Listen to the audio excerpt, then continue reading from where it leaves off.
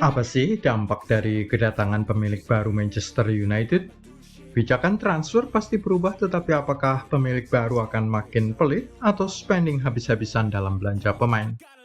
Bagaimana pengalaman transfer sebuah tim warna biru di Liga Inggris selama 1 tahun terakhir akan mengubah kebijakan transfer Erik ten Hag pada musim panas 2023 ini? Kita akan melihat pemikiran sang pelatih Belanda itu. Apalagi situasi yang akan menentukan pemain mana saja yang akan datang dan siapa pergi dari skuad Setan Merah. Dua calon pemilik baru Manchester United, Sheikh Jassim bin Hamad Al Thani, seorang banker dari Qatar, dan Sir James Ratcliffe, pemilik grup Ineos, adalah dua calon pemilik baru Manchester United. Kedua orang ini sudah berkali-kali memasukkan tawaran kepada pemilik Manchester United saat ini, keluarga Glazer. Namun setelah 6 bulan berlalu sejak pengumuman penjualan klub, belum ada kata akhir dari pihak Glazers, dengan Sheikh Jassim mengancam akan menarik diri dari perundingan peralihan kepemilikan klub.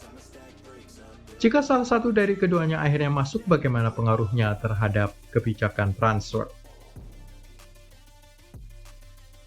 Pemilik baru Manchester United akan membuka lebar dompetnya. Umumnya pemilik baru sebuah klub akan spending habis-habisan. Kita bisa melihat itu dari kasus Chelsea. Pada Mei 2022 lalu, Chelsea dijual oleh Roman Abramovich ke sebuah konsorsium yang dipimpin oleh Todd Boehly yang menjadi pemilik bersama dan chairman klub. Namun mereka telah menarik perhatian dunia karena melakukan investasi lebih dari 11,2 triliun rupiah dalam 2 jendela transfer, dan apa hasilnya? Gagal total. Gagal membawa kesuksesan dengan tim mengakhiri musim Liga Inggris mereka pada urutan ke-12.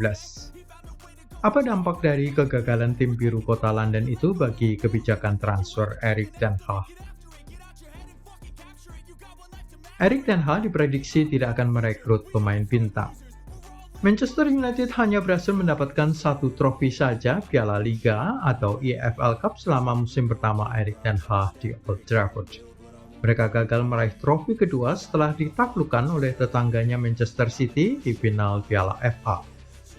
Dampak dari kekalahan final Piala FA, sang pelatih Belanda diramalkan akan menolak melakukan perekrutan pemain bintang. Mengapa? Karena Erik ten Hag akan lebih memilih pemain muda yang haus trofi, haus kejayaan, dan haus ketenaran saat membantu klub Setan Merah meraih trofi berikutnya. Hal ini akan dilakukan oleh Erik ten Hag meskipun pemilik baru nanti, terlepas dari apakah itu Sheikh Jassim dari Qatar atau Sir James Ratcliffe, akan menyetujui pengeluaran besar-besaran pada jendela transfer 2023 ini. Casemiro adalah kasus khusus dengan usianya yang sudah mencapai 31 tahun didatangkan dari Real Madrid untuk pengalamannya mengendalikan lapangan tengah. Tetapi rekrutmen lain Erik ten Hag adalah Anthony, 23 tahun, Lisandro Martinez, 25 tahun, dan Tyrell Malacia, 23 tahun. Ketiga pemain ini akan menjadi model perekrutan Erik ten Hag berikutnya, terlepas dari besarnya dana belanja yang disediakan oleh pemilik baru Manchester United. Daftar target transfer Manchester United. Mason Mount dari Chelsea dilaporkan sudah menyetujui kontrak pribadi dengan klub merah ini dan tinggal menantikan kesepakatan di level klub. Nama kedua yang bisa segera datang adalah Rasmus Højlund dari Atalanta. Mason Mount, 24 tahun, masuk dalam kriteria pemain muda incaran ten Hag. Rasmus Højlund bahkan jauh lebih muda, masih 20 tahun. Pemain muda lain yang masuk dalam daftar target Manchester United adalah Victor Osimhen dari Napoli. Usianya masih 24 tahun, masuk ke dalam kriteria. Dan dia baru saja membawa tim Italia itu merebut Scudetto. Dengan begitu, pengalamannya tidak akan diragukan. Satu-satunya halangan adalah pemilik klub Aurelio De Laurentiis, sangat sulit untuk diajak negosiasi, dan dengan harga mahal yang dipasangkannya atas Osimhen, deal bisa saja gagal terjadi. Victor Osimhen dibutuhkan oleh Red Devils guna memberi tekanan pada striker utama tim, Marcus Rashford.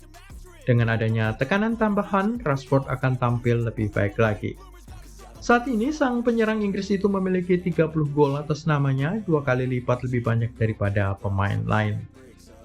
Rekan satu tim Osimhen, Kim Min-jae, yang juga asal Napoli adalah target transfer berikutnya dengan pembicaraan soal kontrak pribadi masih berlangsung dan sayangnya hanya terjadi sedikit kemajuan saja. Sang pemain Korea Selatan itu juga menjalin kontak dengan PSG, Newcastle United, serta Chelsea. Napoli sendiri sudah menyiapkan diri berpisah dengan Kim Min-jae.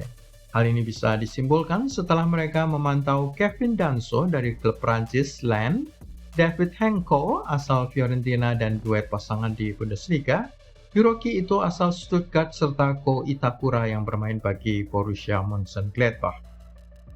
Pemain lain yang masuk daftar incaran adalah penjaga gawang Jordan Pickford asal Everton.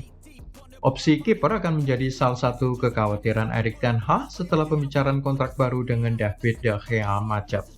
Sang kiper Spanyol menginginkan gaji yang tetap sama seperti sebelumnya, sementara klub menginginkan pengurangan. Opsi lain untuk figur di bawah Mister adalah Diogo Costa, penjaga gawang asal FC Porto. Jika itu semua merupakan calon rekrutan anyar klub, siapa saja pemain yang akan dilepas oleh Manchester United? Kapten tim Harry Maguire akan dijual. Manchester United baru saja menolak tawaran Newcastle yang ingin meminjam kapten dan bek tengah Harry Maguire. Klub merah itu hanya akan menyetujui penjualan permanen sang pemain Inggris, bukan skema pinjaman. Harry Maguire hanya menjadi starter dalam 8 pertandingan Red Devils pada musim 2022-23 dan semakin tidak diminati oleh Erik ten Hag. Selain Newcastle United, Aston Villa dan Tottenham Hotspur dilaporkan berminat memanfaatkan jasa sang pemain. Pemain nomor 2 yang mungkin akan pergi adalah Jadon Sancho. Sejak kedatangannya pada tahun 2021 dengan ongkos transfer mendekati 1,5 triliun rupiah lebih, dia gagal mencapai performa yang sama seperti yang diperlihatkan selama karirnya di Borussia Dortmund di Bundesliga. Tottenham Hotspur menginginkan Jadon Sancho dengan pelatih anyar Spurs, Ange Postecoglou ingin mendapatkan opsi tambahan di lini depan tim, saat tim London itu hanya memiliki 70 gol memasukkan pada musim 2022-23. Itu merupakan nomor 5 paling produktif di seantero Liga Inggris. Selain mereka berdua, ada sederetan pemain lain yang akan dibersihkan oleh Erik ten Hag dari skuadnya. Mereka adalah Victor Lindelof, Fred, dan Scott McTominay. Termasuk dalam daftar yang akan dijual Donny van de Beek, Anthony Elanga, Dean Henderson, dan Brandon Williams. Juga Alex Telles, Hannibal Mejbri, dan Eric Bailly yang sedang dalam periode pinjaman. Phil Jones dan Axel Tuanzebe tidak akan memperoleh perpanjangan kontrak. Sementara kontrak pinjaman Wout Weghorst dari Burnley akan diakhiri. Sedangkan Marcel Sabitzer dalam posisi 50-50. Perundingan masih berlangsung dengan Bayern Munchen untuk mendapatkan sang pemain Austria itu dalam skema pembelian permanen. Bagaimana pendapat kamu? Tulis di kolom komentar dan jangan lupa klik like, subscribe, serta tendang loncengnya.